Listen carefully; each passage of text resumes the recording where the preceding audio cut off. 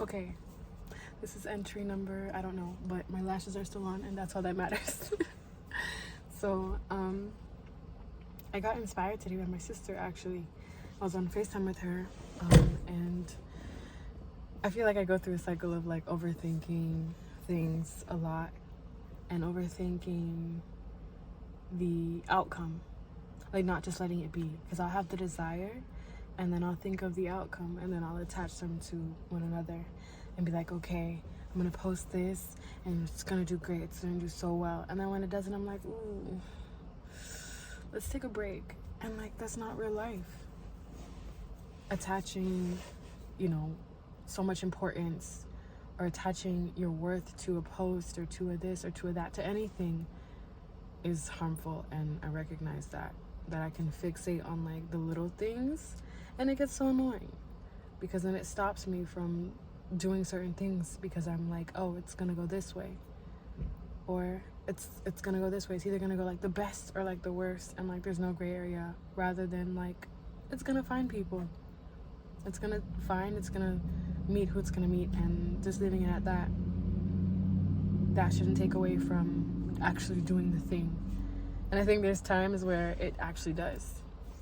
This, for example, like I'd be making these vlogs every day, every couple of days, and then I'm like, I don't know, they don't feel that structured to post. But that's me feeding into the known and not the unknown. And I love reading this book because this book helps me to channel the unknown, because I like to do my research. I like to know as much information as I can, but sometimes you're not supposed to know, and sometimes it's better not to know. But my brain be like, if there's a possibility, especially with the information highway, like the internet, like if there's a chance that somebody has shared their knowledge on it, like why not know? But it's like sometimes knowing stops me from doing. And so I was just on this part of the book, and it says how to be a little less certain of yourself. Oh my god, this gives me a little glow. Shut up, hold on. And so there's 3 questions. I'm only on the first one, but I'm just gonna read the 3 of them. So question number 1 is, what if I'm wrong? Question number 2 is, what would it mean if I were wrong?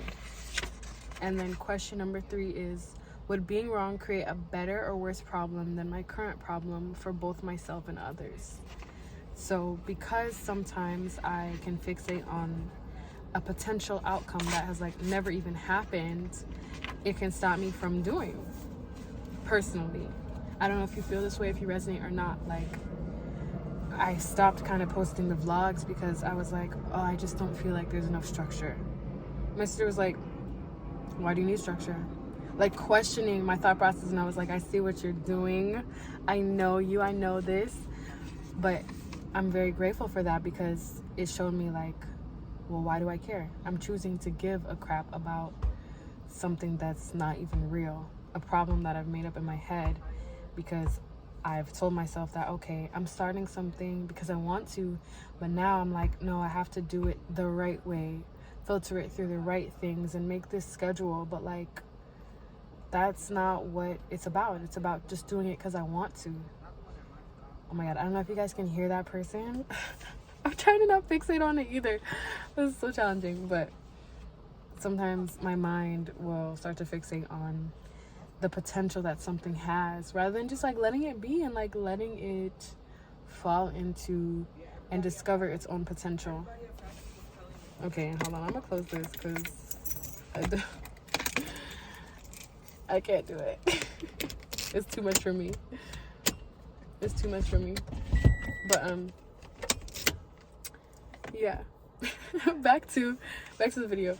But my point of this is to say is that if you are possibly fixating on a reason why, an excuse why you're not doing something, what if you're wrong?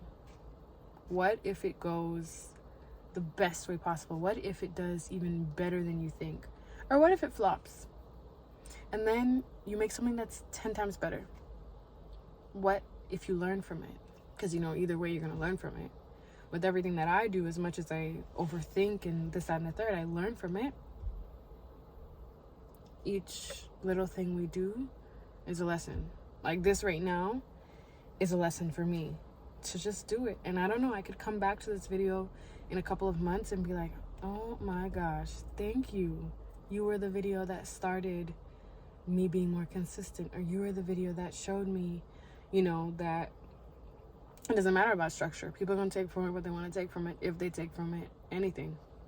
Whoever wants to watch it, whoever finds it, it's great. If they don't, they don't. But like at the end of the day, what is it? What are you doing it for? Who is it for? What is it about? Why is it important to do this? To sit here and speak to, I don't know who's watching. Could just be myself. The matter of the fact is, I've been making videos like this since I was really small, and it's become some form of like therapy for me to be able to like speak my mind, I guess, which does not concern you, but like my reason is for me, why I'm doing something. So whatever you're doing, if there's a reason and it is yours, do not let anything else cloud that reason. Not the media, not the time of the day, nothing anyone says. Because at the end of the day, you're gonna feel away if you don't do it. You're gonna feel away if you never tried, or maybe you'll feel away because you did it and like now you know what it feels like. But it's all about you. Whatever you do comes back to you because you're the one doing it. And there's a reason why. You may not even know what the reason why is, but it comes from something. And it's up to you to figure that something out, or to just be okay with it. Be okay with not knowing or just not doing it. But yeah, that was something that touched me today. And so I was like, I'm gonna go and I'm gonna record this because I want to. Not only is it, I feel like, helpful for my consistency as a human, but also it's my time with myself. It's the time where I really get to like reflect. I'm physically looking at myself, but I love to record because this moment right now is like never gonna happen again. And that's the beauty of it. Like, it's never gonna happen again. The fact that I can record it and be like, oh my gosh, on this day, this year, I looked like this, I sounded like this, and that's that. It's a moment.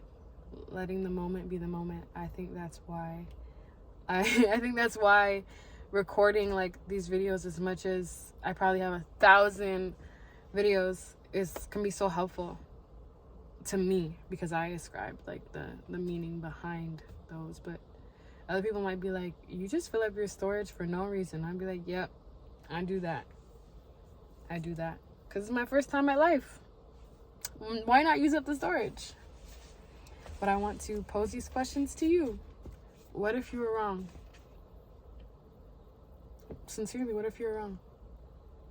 What if there were no rules? What if there are no rules? What if everything that you're telling yourself is a fallacy? What if doing it brought you everything you desired or more? What if you're limiting yourself and you're setting a ceiling because of the way that you're thinking? Because you're thinking of the outcome, because you're thinking of how it's going to happen, rather than doing and allowing the how to just happen.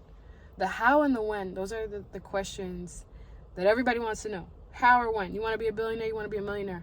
How? When? It's a lot of trial and error. I'm pretty sure any billionaire, is probably going to give advice and be like, I wish I knew X, Y, and Z back when I was this. But it took them learning, experimenting, exploring to get to the point where they are a billionaire. They had to learn through the process of experience and trial and error to get to be that.